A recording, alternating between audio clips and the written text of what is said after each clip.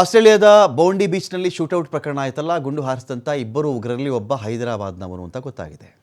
ಮೊದಲು ಪಾಕಿಸ್ತಾನದ ಮೂಲದವರು ಅಂತ ಹೇಳಲಾಗಿತ್ತು. ಇದೀಗ ಇದರಲ್ಲಿ ಒಬ್ಬ ಹೈದರಾಬಾದ್ನಲ್ಲೂ ಇದ್ದವನು, ಅದರ ಮೂಲದವನು ಅಂತ ಗೊತ್ತಾಗಿದೆ. ಭಯೋತ್ಪಾದಕ ಸಾಜಿದ್ ಅಕ್ರಮ್ ಭಾರತದವನು ಅನ್ನೋ ಮಾಹಿತಿ ಸಿಕ್ಕಿದೆ. ಆದರೆ 27 ವರ್ಷಗಳ ಹಿಂದೆಯೇ ದೇಶ ಬಿಟ್ಬಿಟ್ಟಿದ್ದ ಇವನು. ಹತ್ತತ್ರ 1998 ಟೈಮಲ್ಲೇ ದೇಶ ಬಿಟ್ಟುಬಿಟ್ಟಿದ್ದಾನೆ ಇವನು ಸಾಜಿದ್. ಕೊನೆಯ ಬಾರಿಗೆ 2022ರಲ್ಲಿ ಭಾರತಕ್ಕೆ ಭೇಟಿ ಕೊಟ್ಟಿದ್ದ ಇವನು.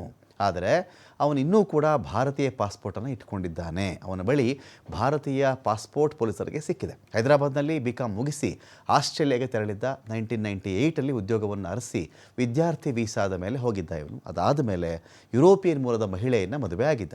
ಈ ಸಾಜಿದ್ ದಂಪತಿ ಪುತ್ರನೇ ನವೀದ್ ಅಕ್ರಮ್, ಆಸ್ಟ್ರೇಲಿಯಾದ ಪ್ರಜೆ.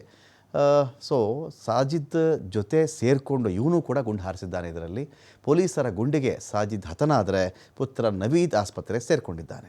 ಈ ಶೂಟೌಟ್ನಲ್ಲಿ 15 ಯಹೂದಿಗಳು ಬಲಿಯಾದರೆ 40ಕ್ಕಿಂತ ಹೆಚ್ಚಿನ ಜನ ಗಾಯಗೊಂಡಿದ್ದಾರೆ.